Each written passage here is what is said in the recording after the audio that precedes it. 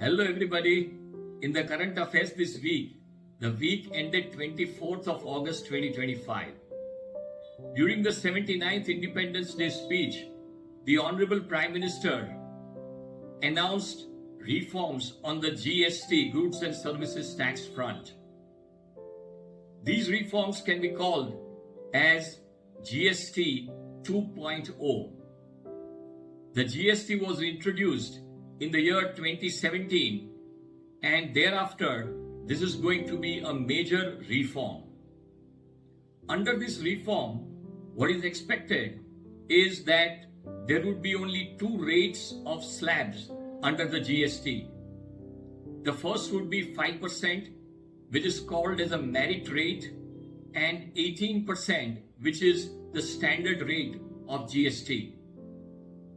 Over and above, there would be one additional rate of 40%, which will be on certain exceptional items which are classified as sin goods like tobacco, liquor, and ultra luxurious goods.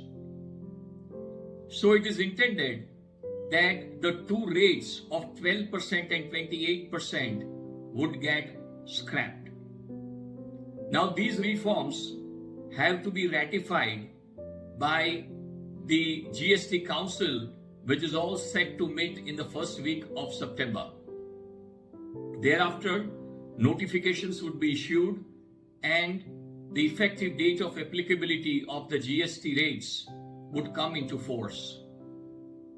It is all expected that by this Diwali, these new rates, which are concessional rates, will become effective. On a straight line calculation of the concessions which have been offered by the government, the calculation comes up that there could be a loss of revenue of a huge 85,000 crores for the government. But the strategy of the government is quite deep-rooted and positive. In the Union Budget 25-26, the government had announced that there would be several concessions on the income tax front, and a total amount of 1 lakh crores was made available to the income tax payers on account of the reliefs which have been granted under the income tax. Over and above this, now there's going to be a relief on the GST front.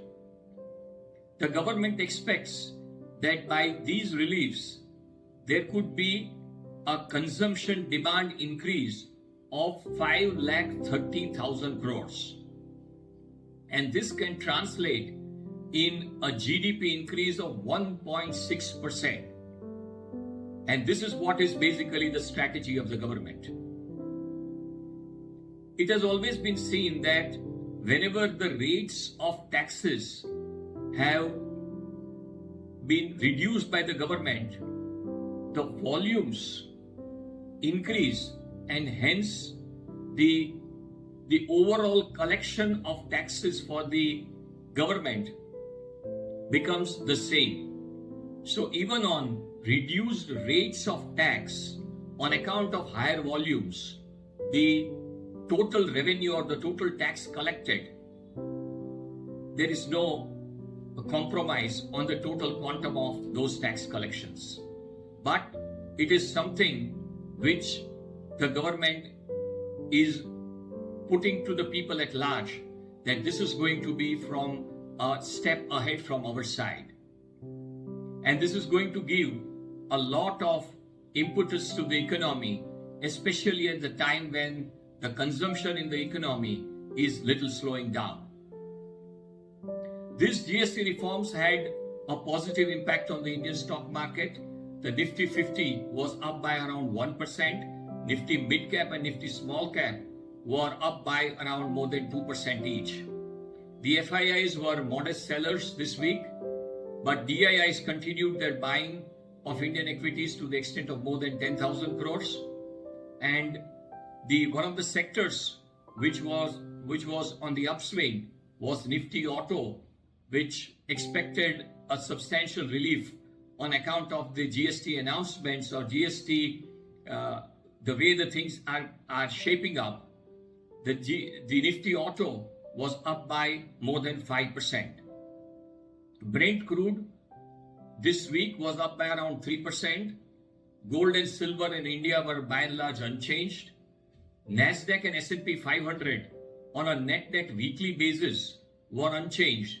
But on Friday, which was the last trading day of the week, in US, the Nasdaq and S&P 500 were substantially up. Nasdaq was up by around 2% and S&P 500 was up by around 1.5%. This was on account of the Fed chair, Jerome Powell's announcement or indication that there would be a softening in the interest rates in near future. This will also have a rub-off effect on the Indian stock markets on Monday. That is all for this week. Thank you.